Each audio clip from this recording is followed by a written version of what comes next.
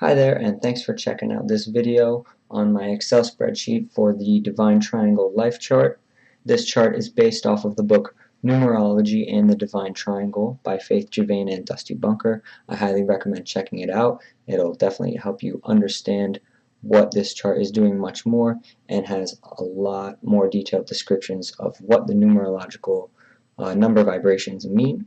So this chart will show you every vibration that's going to affect you throughout your life, and most importantly the divine triangle numbers that you get at specific points throughout your life. So now I'm going to show you guys how to use this chart. If you haven't downloaded it yet, go check out the link in the description and you can download it there. So the first thing we're going to do is fill in your first and middle name over in this field. Let's say that my name is Mary Sue. I've got caps lock on and I'm just hitting tab here, and no space in between the first and middle name. And then you're going to put your last name underneath surname here. So let's say my last name is Arthur.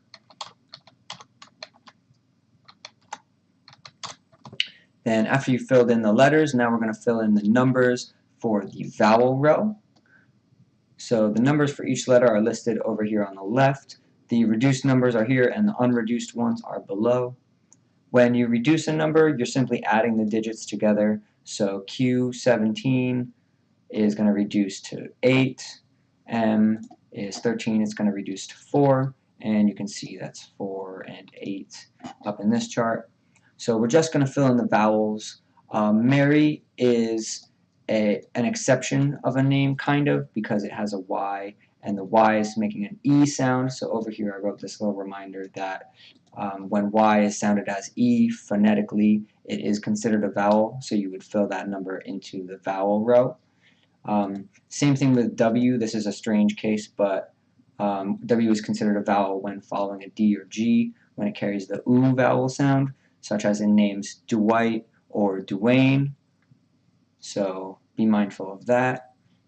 So let's fill in these vowels here. A is going to be a 1, Y is going to be a 7, U is a 3, and E is a 5.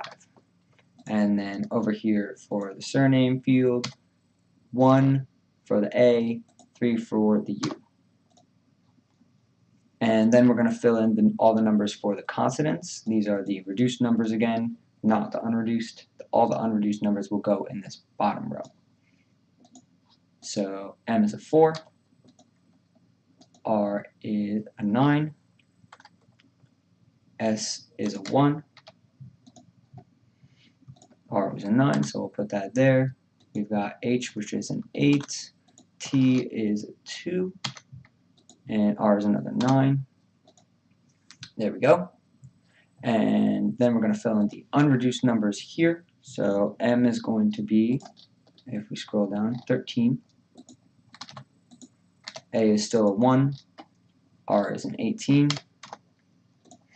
Y is 25, yeah, S is 19,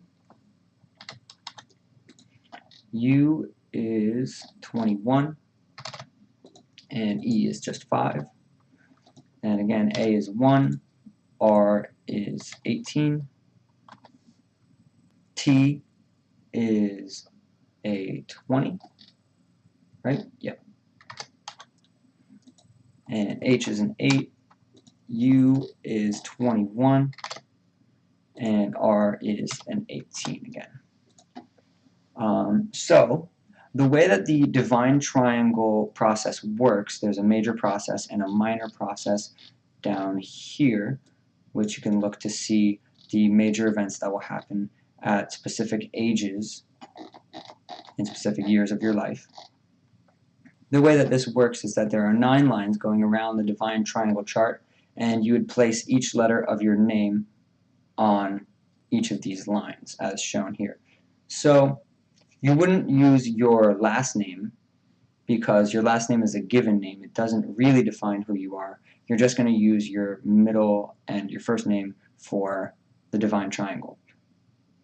And so if your first name and middle name is less than 9 characters, then you just want to copy these out. So the next one, you just want to start over. So in order to make 9 characters, we have 1, 2, 3, 4, 5, 6, 7, 8, 9, and then just copy these two unreduced numbers. You're not going to fill in the vowels and consonant numbers here for the repeated numbers in your name. This is only for the divine triangle process. Alright, so now we can fill in the birth date. I've already filled in a birth date here. This is just a random birth date, 5/12/1990.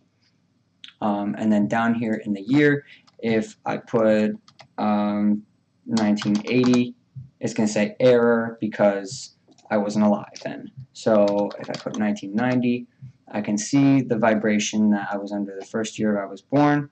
And these are the quarterly vibrations that happen during the months. There's a note over here that shows that basically each year starts on your birth date, so you're not going to experience this vibration all throughout 1991. It's going to start on May 12th, 1991, if that was your birth date. So depending on what number you put in the month, it's going to change where this little arrow shows up in the months, and it does also show you your monthly vibration. But keep in mind this precedence box right here. So first you want to obviously look at these main numbers, which are your soul number, your outer personality number, path of destiny number, and life lesson number. These are what they're called in the book. You might have heard them as other terms, but that's what they're called in the book. Those are obviously take precedence over all, but in terms of temporary vibration precedence, as opposed to your personal vibrations, you want to first look at your divine triangle experiences here, then your yearly vibrations, then your quarterly vibrations, and then your monthly vibrations are the least powerful.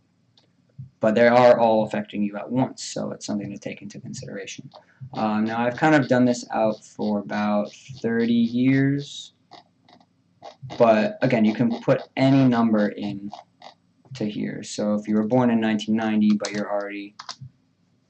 it's 2018, you can see exactly what's happening now, and then you can see what will happen 30 years in the future.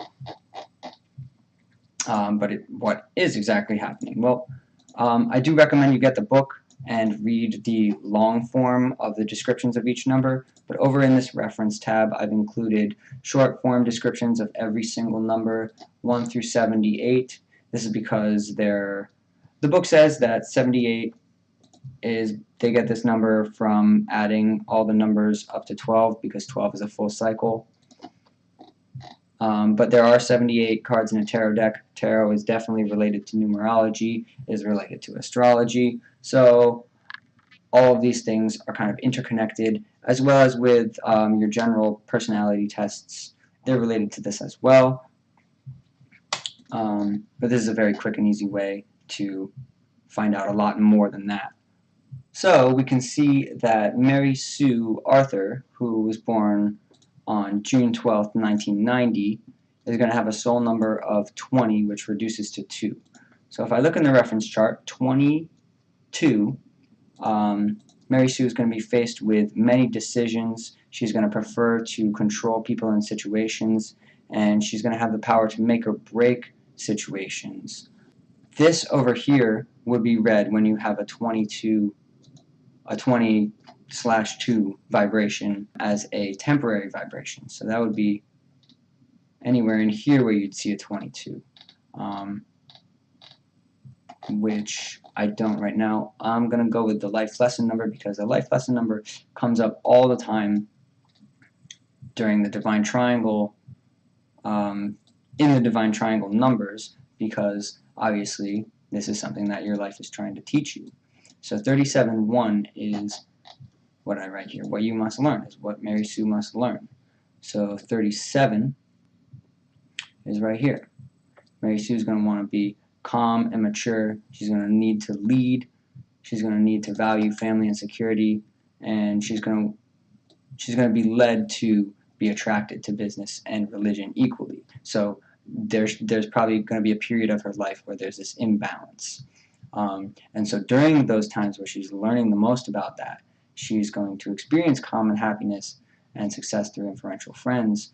She'll be drawn to the protection of her family, which will lead her to value her family. And those times will be prosperous, and there might be travel happening. And like I said, if that doesn't provide you with direct answers, I definitely encourage you to reference the book as much as possible. Again, that's it's written up here, Numerology and the Divine Triangle by Faith Gervain and Dusty Bunker. Thank you guys for checking out the video. Thank you for supporting me, and thank you for caring about numerology and figuring out more about your life and your future. I hope you found this chart and this video to be very useful, and have a great day.